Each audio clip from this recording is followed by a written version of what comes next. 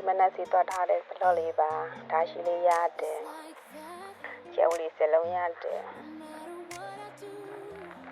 ကျန်လေးရတယ်တန်ကော်ပီပန်းလေးရတယ်ပူဒီလေးတစ်စိမ်းရတယ်ဒီနေ့လေးတစ်စီရတယ်အဲ့ဒီဘေးမှာပဲတော့ရှိလေးရတယ်တောင်ပူလေးရတယ်အလွားဒီလေးရတယ်